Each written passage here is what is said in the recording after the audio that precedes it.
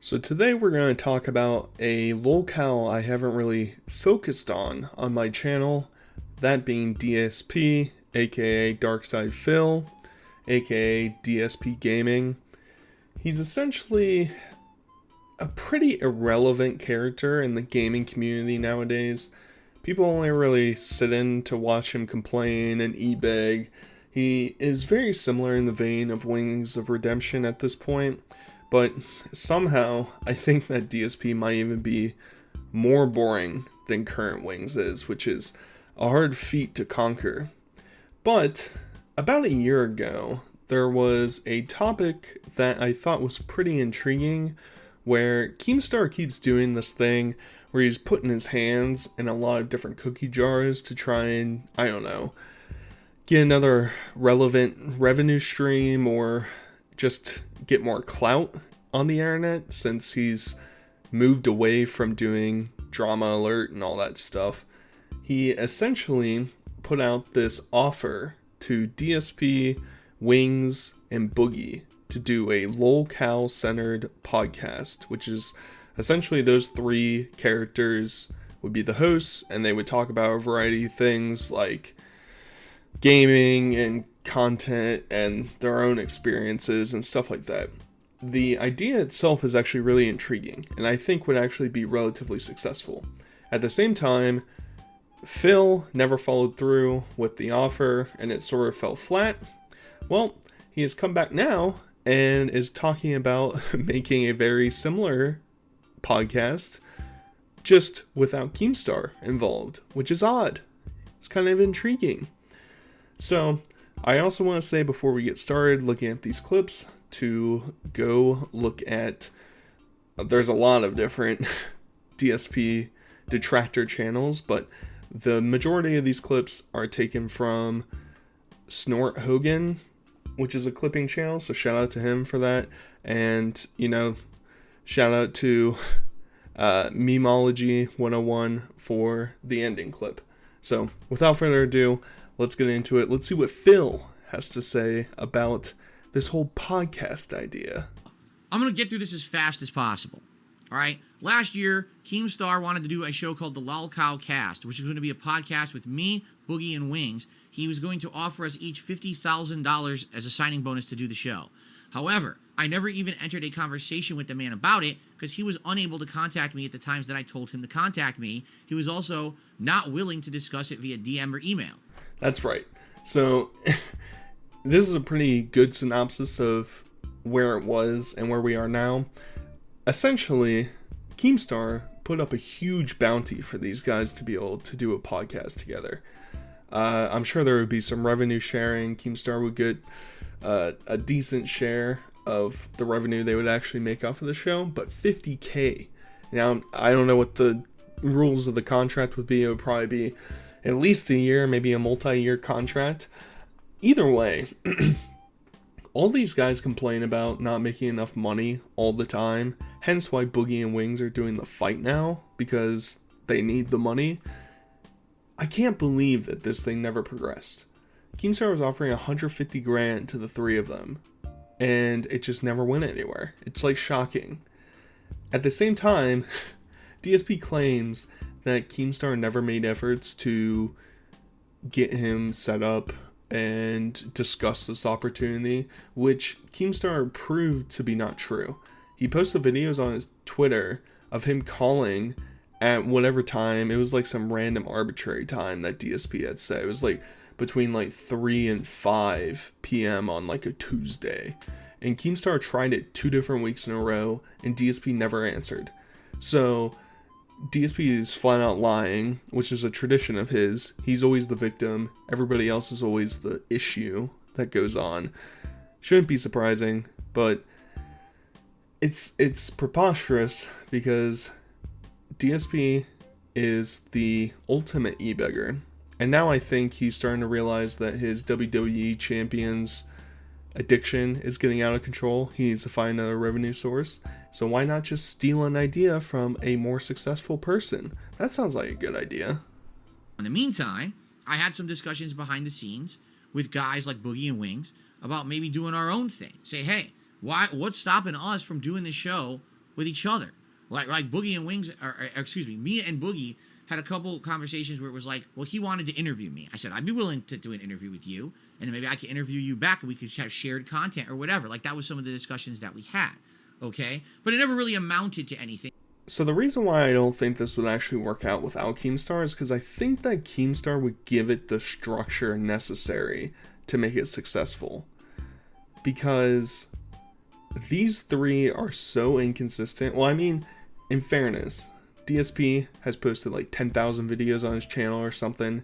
He streams every day. He's consistent in that regard. He doesn't really follow through with anything else, and he just basically uses his viewers as a pay system. But everybody else is super inconsistent. They'll make promises and never follow through. DSP has those issues as well. So I think Keemstar would keep them on the right track in order to make a consistent and upscaled product, because let's be real, these three also would never put out a good enough product to make people want to keep paying for it in terms of production and editing and clips, all that stuff, audio, stuff like that. They would never follow through with it because their own streams are garbage. Their own videos are garbage. So they need a third party to help them to reach this point. And obviously Keemstar has done it before. You know, I never thought I would see the day where I'm hopping on here saying that Keemstar is a knight in shining armor to save these guys, but it's kind of ridiculous to think that these three could figure it out on their own, because they wouldn't. Second off, the conversations of, oh, let's do an interview with each other. Well, yeah, you could do that independently outside of this, and you never followed through with it. So what makes you think you could do a podcast together if you can't even do a very simplistic interview to see the other person's perspective? It's quite ridiculous and obviously very short-sighted, which should be expected from somebody like Phil. Much made it abundantly clear, I want absolutely nothing to do with this man. All right, I pretty much tried to make it as transparent as possible. I don't like you. I don't want anything to do with your content. It's my prerogative if I do work or not with you, period. So this is a fair point. Not wanting to work with Keemstar is understandable, because Keemstar for the longest time was pretty slimy. I'm not one of those people, I'm not iDubbbz of current day who's going to crucify people for what they do in the past or how edgy they are, because I'm relatively edgy. It might not come off through my videos as often, but I'm fine with all types of humor and all that stuff. But at the same time, I think Keemstar in the past sort of made things into a circus versus making a legitimate production. Based off of how he's been treating this fight, it seems like this would actually be a pretty sound experience to go through. So I don't think it would be that bad.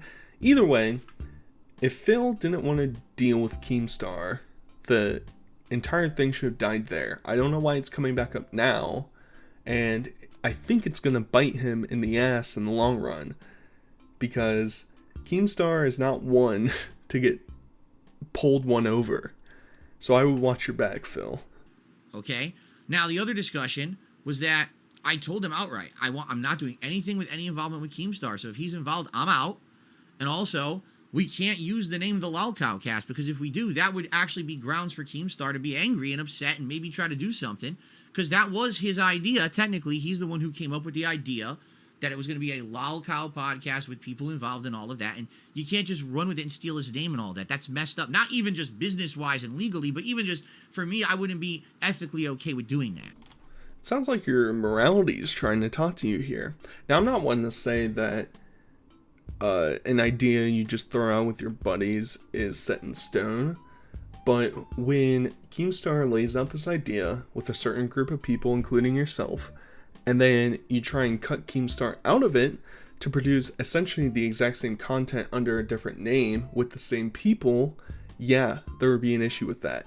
Now, if Phil took this idea and worked with, I don't know who would be a good substitute for Wings and Boogie that's not like completely psychotic.